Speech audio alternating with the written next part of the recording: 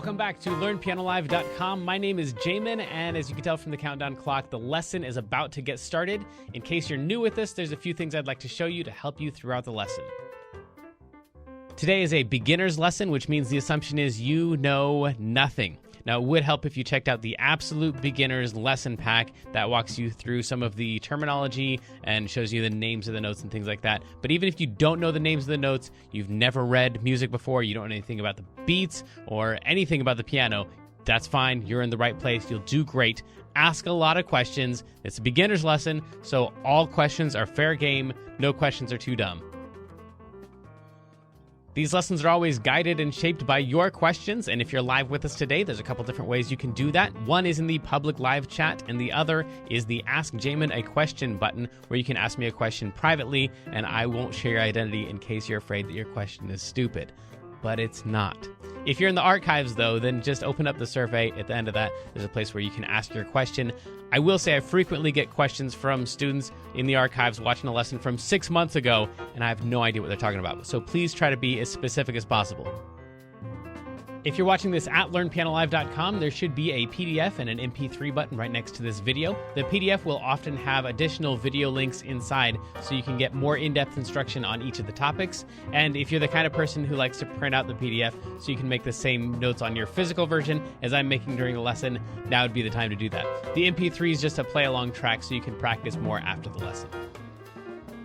In traditional lessons, a teacher is going to actually present some new concept for maybe 5 or 10 minutes every couple weeks. The rest of the time is going to be spent applying and refining those concepts.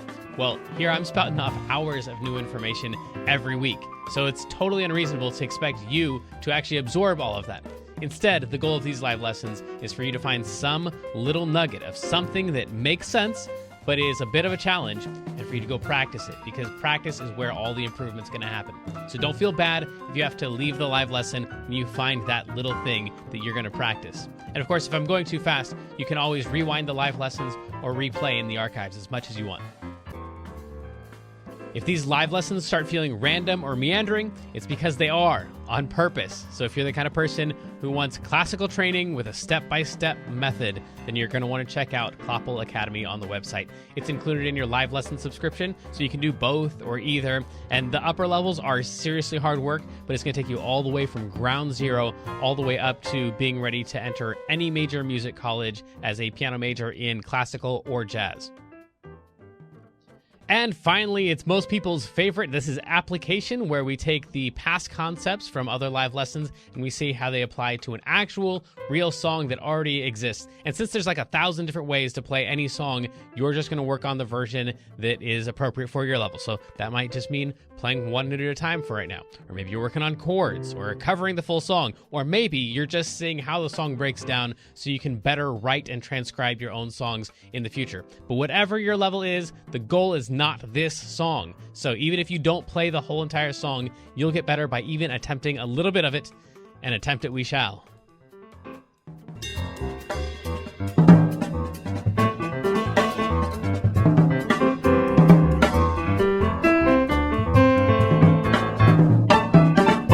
Welcome back, everybody. Sorry for the slight delay on the timing of the lesson. It seems that we're having a hard time getting the PDF and play-along track to show up properly, but I think we've at least got something we can work with here, and then I will spend more time after the lesson figuring out what's going on. So if you are in the archives, hopefully you don't notice any glitches at all. But let's talk about this song, When You Wish Upon a Star. The track, hopefully, if it plays fair, would be something like this. 2, 3, 4. When you wish upon a star, makes no difference. Welcome, Twitch and YouTube viewers as well. Thanks for joining us. It's just going to go like that. That's about half the track there. And let's take a look at what it's going to look like for you should be something like this. All right, so if you have your PDF open, then you should be seeing this stuff right here. So it's a bunch of chords all in a row. There's a lot of chords to this song. Fortunately, they do repeat. The second half of the song is basically the same as the first half of the song. The first thing you're going to need is an E chord, and the first thing on an E chord that you're going to need is an E. So in order to find an E, you're just going to take the group of 2 black notes, any group of 2 black notes. If you take the top note and drag it up, you'll land on an E every single time. So don't use a group of 3. If you take a group of 2, or the top note of that, and then you drag it up, you'll always land on an E. And then from there, you can build any regular chord by just going from that note. We'll call that the root since it's going to be at the bottom of the chord. And we're going to go up 4 half steps. That just means the note closest to that one. It would be a half step. So that'd be a half step, and that's a half step, and that's a half step, and that's a half step. So 4 half steps up. There we go. And then 3 half steps after that. 1, 2, 3, and we've built an E chord, also known as an E major chord. So root plus 1, 2, 3, 4 plus 1, 2, 3. That would get you all 3 of those notes, and then you probably want to play those with your pinky and your thumb, and then something in the middle, most likely your middle finger, but occasionally you'll use your pointer finger as well. So that's going to be the E chord. That's the first one, and fortunately it shows up 1, 2, 3, 4, 5 more times in the song, so you already know 6 of the chords for the song. That's fantastic. The next one that you're going to need is an F sharp chord. So to build an F sharp, we're just going to use the exact same pattern, but start on the note F sharp. So to find an F, I guess you could go 1 higher than an E. A, B, C, D, E, F. That's an F. That's the wrong note for us so far because we need an F sharp. Sharp means slightly higher. So we're going to take that note and go slightly higher than that. And that note right there would be an F sharp. So if we start right there and we use that same pattern from before, root plus 4 plus 3, we'd end up with root plus 1, 2, 3, 4 plus 1, 2, 3.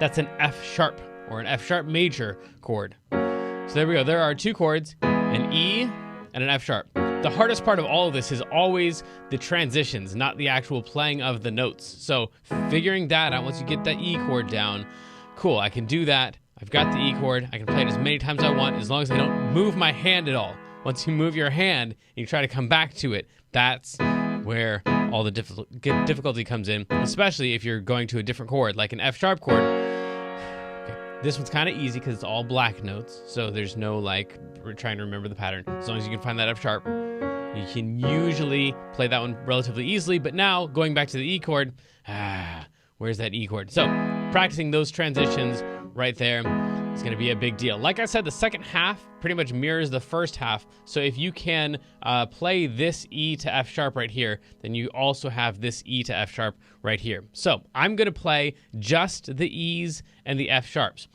Do note there's an F sharp minor right here. You notice it's got that little extra M right there.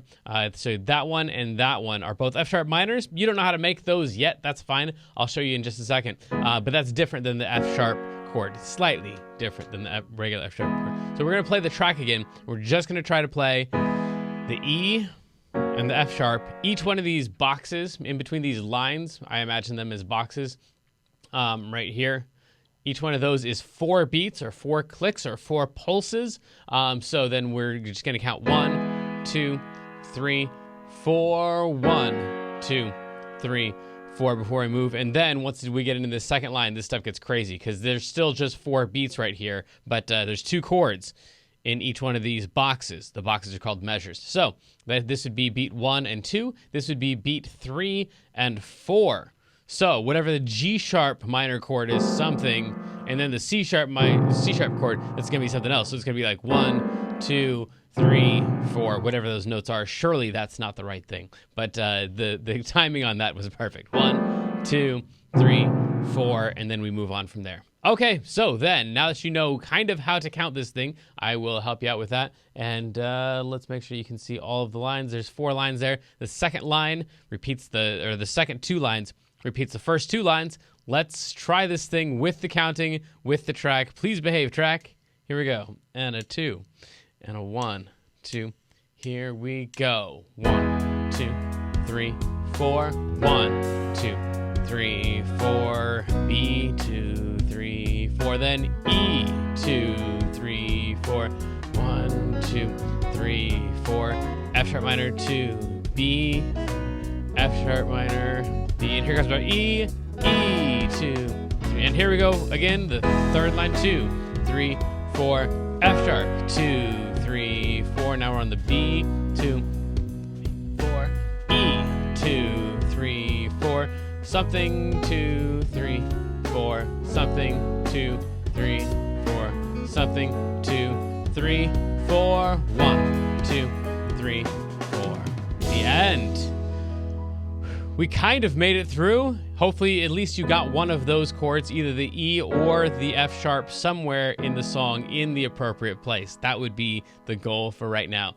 The last chord that we need to finish off that first line, which is also the third line, so you'll have half the song done once we learn this B chord, is we got to find a B. So we already know where an E is, and an F.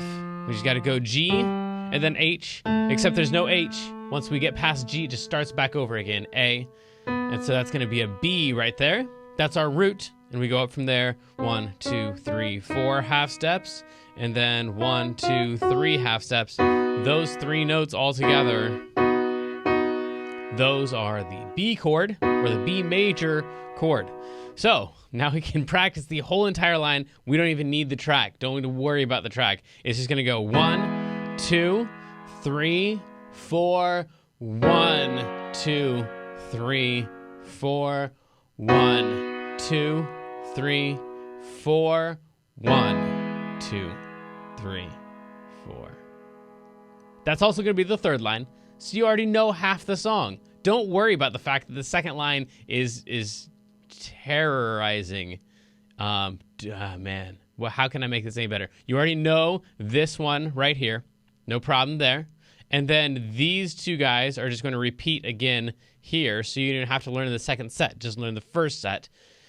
So it's really just about learning 1, 2, 3, 4 chords right there. We're going to need some minors in here. The pattern for the minor is just the flip of the major. So if you can play the major, you can do the minor. The minor is, well, the major was root plus 1, 2, 3, 4 plus 1, 2, 3. Root plus 4 plus 3. Minor is just root plus 3 plus 4. Root plus 1, 2, 3 plus 1, 2, 3, 4. And you might notice that the outside notes end up staying the same because 3 plus 4 is the same as 4 plus 3 in the end. So these guys are always going to be 7 apart, and it's just that middle note. If it's 4 away from the bottom, then it's a major. If it's 3 away from the bottom, then it's a minor. And minor is that little M.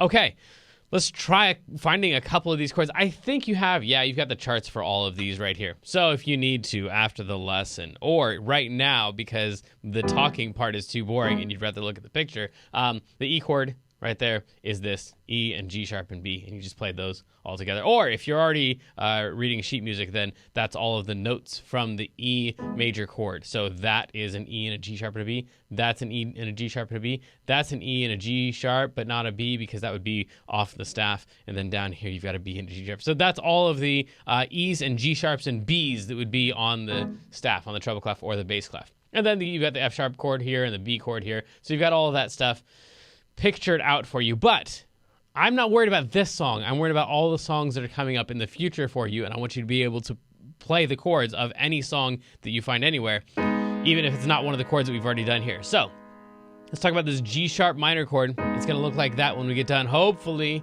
that's our G. Hopefully you've found a way to find a G. You already know an E and an F. A, B, C, D, E, F, G. That would be a G. And then you know that sharp means slightly higher.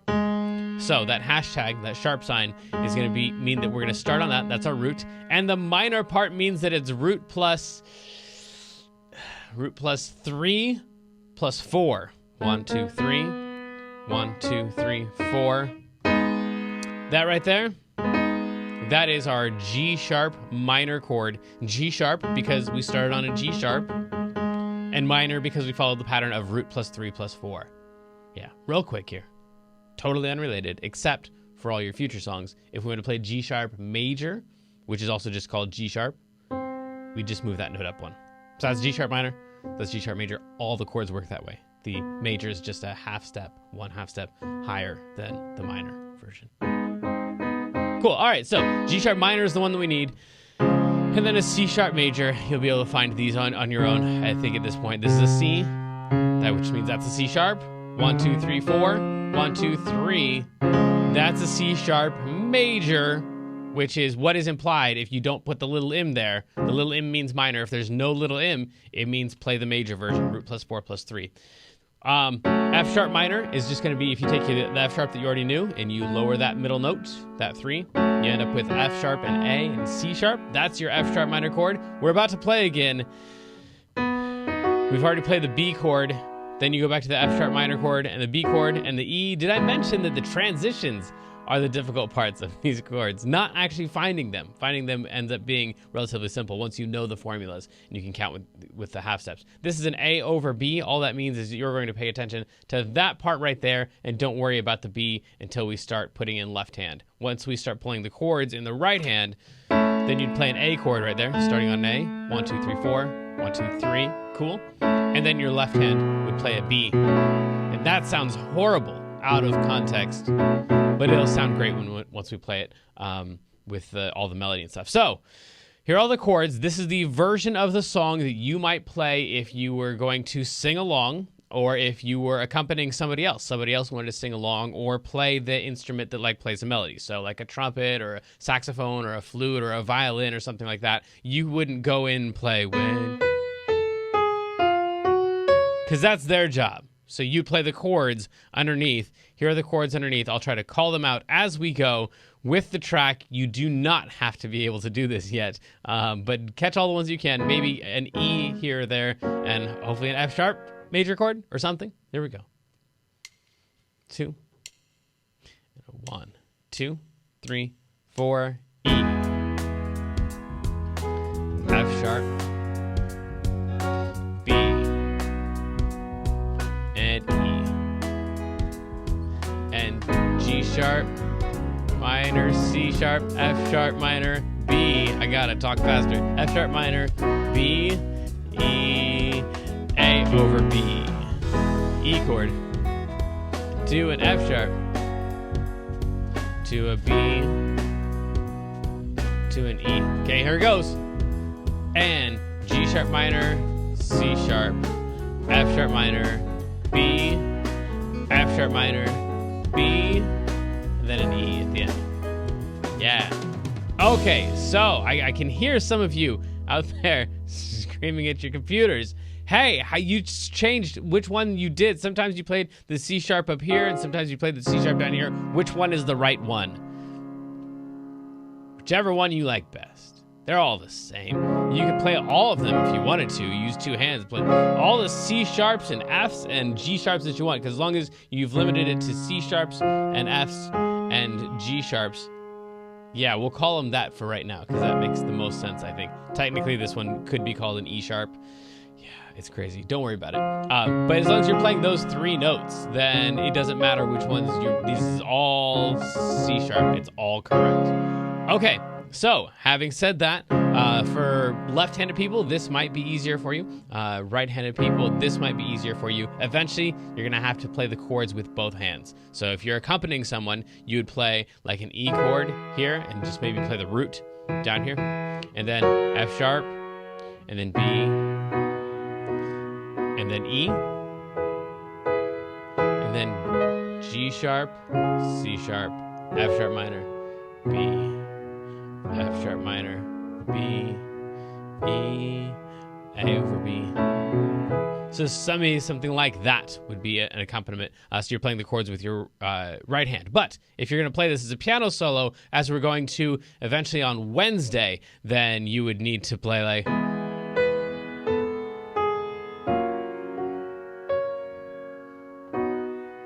that and play your chords with your left hand, and you'd end up playing the melody with your right hand. I know right now for some of you that seems like that's an impossibility and that will never happen. It'll happen. Give it time. Give it time. Work on the chord transitions. That's what we're going for. And the melody, since a lot of you like to figure this stuff out on your own, here we go. Let's talk about the key first. This is the key of E, which means that E is the most important note. We started on it for our chords. That's not always the case. The most important one is the one we started on, but in this case, we did. And if we want to play notes out of the, play along with accompaniment, but we didn't want to play the melody necessarily, then we could play all of these notes from this pattern. 1, 2, 3, 4, 5, 6, 7 notes that are all going to sound perfectly safe. And then it just starts back over again. So once you hit this note, then you're at 1. And you just follow the same pattern. 2 black notes, 2 white notes, 2 black notes, and then we're back to a white. 2 black, 2 white, 2 black, white. 2 black, 2 white, 2 black, white. And that's going to sound, those notes are going to sound pretty cool with the track. So even not playing When You Wish Upon a Star, just playing.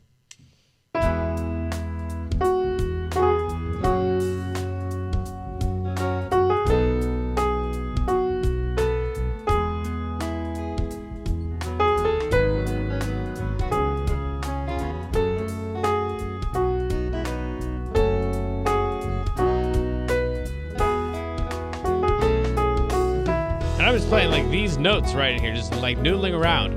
This is not pre-planned stuff. If you're in Classical Academy, you're already doing some of the improv work. So this is just staying inside of the key of E. And I didn't even get to the 6 and the 7, which would make it sound even cooler once we used those notes in there. So we are in the key of E. And the numbers that you would play if you wanted to play the melody would be a 5 right there. So once you get familiar with the key of E and you kind of noodle around a lot in it, then the notes will start to pop out to you. The ones will probably be the first one. Like you'll identify, okay, so I'm on the 1 and then I'm following the pattern of 2 blacks, 2 whites, 2 blacks, and here I am back at the 1 again. Well, eventually, not long after that, you'll notice that whenever you're 1 away from the 1, just to the left of it, you're on a 7. Okay, cool. Well, if you're just to the right of it, well, then you're on a 2. So now I know 3 of the notes. So I'm a 7, 1, 2, something, something, something. I don't know where I am right now, but that must be a 2 because I'm about to hit a 1. So eventually that geography should start to branch out from that 1 and you should start to recognize more and more of the numbers. And then eventually you just know that's a 4 and that's a 5 and a 2 and a 6 and a 3 and a 1 and a 7 and a 3 and a 2 and a 5 and a 5 and a 1 and a 6. And they all just look like the number that they are, or the position that they are in the scale. Cool. So then very first thing is when, that's going to be a 5, and U is also going to be 5. But for some reason when I play along with the track and I try to sing along with it, don't worry, I won't be trying that. And I go, when, like, it already sounds wrong. Because that other 5 is supposed to go way up. When you. They're both 5s. The second one's way higher. When you wish up. Now, I told you about the hashtag, how that means sharp in music and how that means slightly higher. Well, the lowercase b is a poor computer representation of a flat sign, which is supposed to look like that. But it's close enough to a lowercase b that we just use a lowercase b whenever we're typing on the computer. So this b does not mean B. If it meant B, it would have been a B. But the lowercase b usually means flat in music. So this is a flat 2. It's just the opposite of a sharp. We're going to take the 2. That's the 2. And instead of going slightly higher like we would for a sharp 2, we're going to go slightly lower. And I know you're thinking, wait a second, you're already on a sharp right there. The 2 is a sharp. No, this is just the 2 from the key of E. It's just the regular old 2. If we wanted a sharp 2, we'd go slightly higher. So sharp and flat doesn't necessarily mean black notes. It means slightly higher or slightly lower. Cool. So you're on the 2. That'd be a sharp 2. What we want is a flat 2 right there. So it's a flat 2 and then a 2. And then a 6. And that's all the numbers I gave you because a lot of you like to try to figure out the melodies there. So this one's kind of tricky because it jumps around way more than most of the songs that we do. We've got 5, 5, 4, 3, flat 2, 2, 6, and then something else. But that would already be a lot of the, I mean, if we played that, that would be up all the way to star. So we could practice playing the chord down here. That's our E chord. Now you're still going to start to think like in 2 different worlds. This left hand's playing an E chord, but your right hand is playing numbers. Don't worry. Eventually they all just collide and become the same thing. But I know for right now, it'll feel like you're living in 2 different worlds. So here's back to our letter world. There's our E chord. And your right hand's going to play 5, 5, 5, 5, 4, 3, flat 2, 2, and then the 6 that's just off your screen. So play this down. That sounds horrible. 5, 5, 4, 3, flat 2, 2, 6.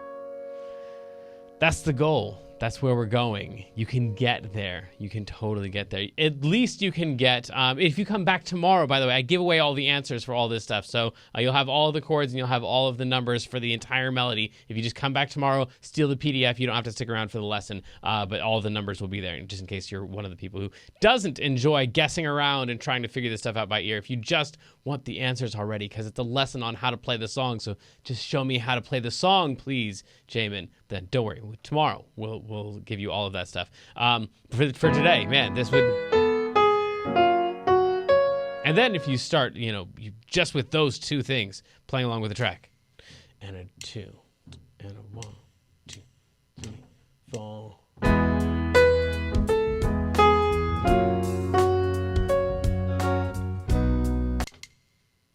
2, 1, 2, 3, 4.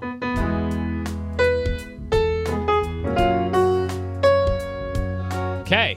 Oh, also we have that entire key of E thing we could throw in the middle. Anywhere in there. Ooh. And a 2. And a 1.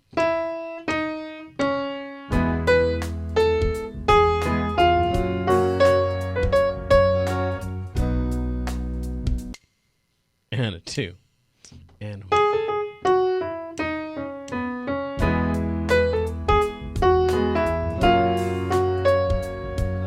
There's all kinds of stuff to practice between here and tomorrow. So, and then you've got all the rest of the chords, your B chord, and then you're back to your E chord. And of course, all of that's going to loop back around on the third line because these are the same ones, just different lyrics. And the very, very, very end of it, right in here, we've got 2 different notes in the melody when we get there. So essentially, they're the same thing. So you can just screw around on the first line, wait for the second line to go by, and then on the third line, come back again. Let me show you that one time. Make sure that you send in your questions because we are about to get to our wrap-up and feature of the day and all that good stuff where we do all our questions. 2, re.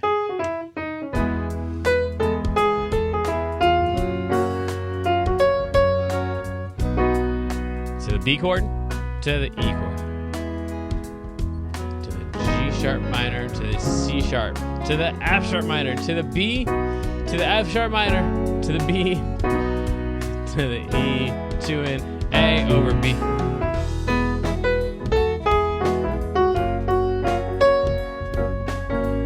There's a B chord to the E, and then here's our G sharp to our C sharp to our F sharp minor to our B to our F sharp minor to our B to our E. That feels like a lot of stuff to work on to me, but we'll do more tomorrow. We're going to cover all the theory of it, and then Wednesday we're supposed to cover this thing for realsies. So I guess it's time to do our wrap up, and then like I said, we'll get to your questions. Let me export what we have so far. There we go. Oh, cool. Yes. We'll get there. All right. So our wrap up today is we talked about chords. We talked about a ton of chords. Now, good news is there's a chord where this is your root and where this is your root and this is your root and this is your root and this is your root and this is your root. And you can have all those as your root. And then once you get to here, you've already done all of those because a C chord as a root is just a C as a root, regardless of which C's you're using. So there's only 1, 2, 3, 4, 5, 6, 7, 8, 9, 10, 11, 12 possible different roots. And each of those has a major and a minor. So there's 24 chords possible. I said I started that with good news is, and maybe that sounds like a lot of chords, but to my way of thinking, like if there's only 24 chords out there in the universe that every song is going to use from here until forever, with the exception of augmented chords and diminished chords, but those aren't really used very frequently. So if there's just basically 24 chords that you need to get to know, and already in this song you've got 1, 2, 3, 4, 5, 6, 7 chords out of 24, man, you're almost a third of the way through all of the chords that you'll ever need once you can play this song. So the learning curve is pretty steep on this thing, but once you have it down, you've got a lot of chords for a lot of songs. So that would be the good news. There's only 24. You can do this. We talked about how to make each of the chords. Talked about root plus 4 plus 3 is the formula for a major chord, and root plus 3 plus 4 is a formula for a minor chord. So, and at the ends of those, if you have a C sharp chord, the C sharp, of course, is going to be the same because it's the root. And then the last note, what we call the 5 of the chord, man, don't ask. What we call the 5 of the chord, the last note is always going to be 7 half steps away. And so it's just that middle note that changes between major and minor chords. We talked a little bit about the sheet music and how I guess you would already have to have some knowledge of it. But we did talk about how you can play, for example, an E chord anywhere that you want. Whatever you think sounds good, that doesn't sound good. If you think it does, you're wrong. But all the others, are possibilities in any order you want to play E's and G sharps and B's. Those are often called inversions, depending on how you're playing it, but these are all just E's and G sharps and B's. So that's all E chord stuff. Any of those would work for the E sections of the song. So we talked about inversions, and then we talked about roots, we talked about majors and minors, and then we talked about the key of E and how it's 1 and then 2 black notes and then 2 white notes and then 2 black notes, and then we're back to 1 again. And then talk about learning the geography of that and how you want to start to recognize where the 1 is as you pass by it. And I got one there, and got another one right there, and right there, and just trying to recognize as you pass the number 1s which one that you're passing an important note, and then eventually branching out until you can just poke around and hit all notes that are inside the key. Talked about the numbers, how sometimes the numbers go up and sometimes they go down, so you got to listen for that to know which ones they are. And for those of you who are impatient or frustrated by this stupid ear training thing, then I told you can come back tomorrow, and then we will give you all of the answers for all of that. Let's see what kinds of questions we might have today after we do our feature of the day. So if you watch this stuff in the archives, then you don't get to see the pre-lesson videos. Today it was When You Wish Upon a Star by Keith Jarrett. So either if you were here and you want to watch it again, that's what you want to search up. And if you were not here, then you should go check that out. Keith Jarrett is an interesting character.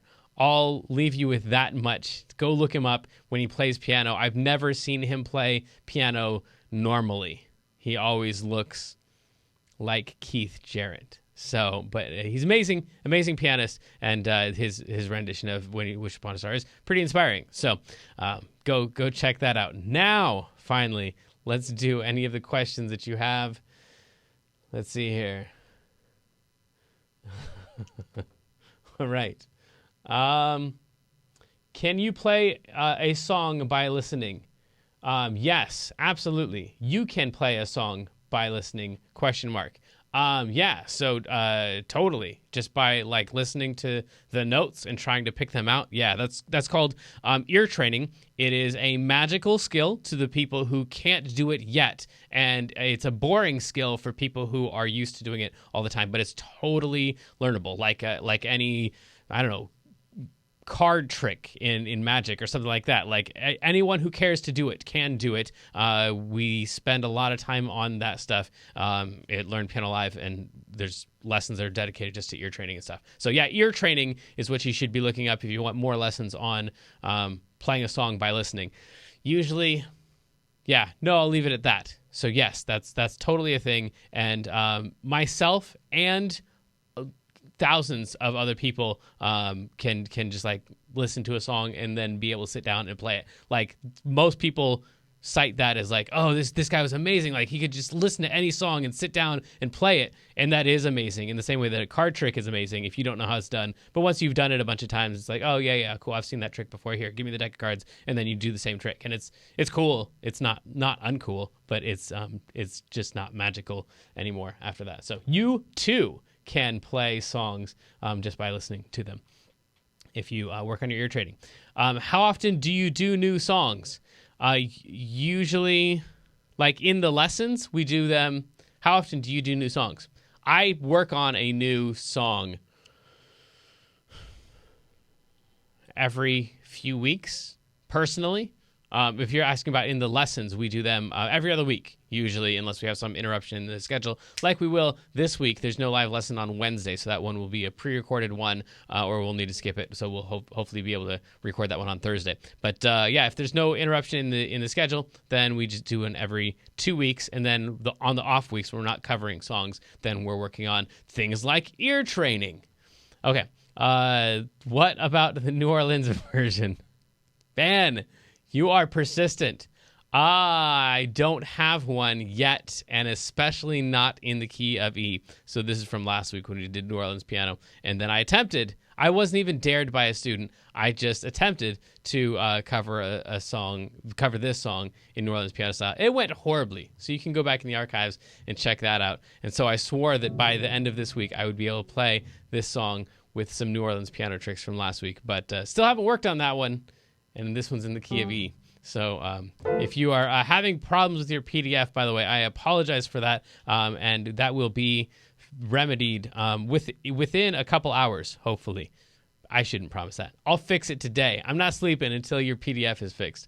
But anyway, I guess that's it. So next week, we will be talking about a new topic. We will not be covering a song, and we'll have a normal schedule, Monday, Tuesday, Wednesday, so we should have be back to our regular stuff. So until next time, good luck. I love you.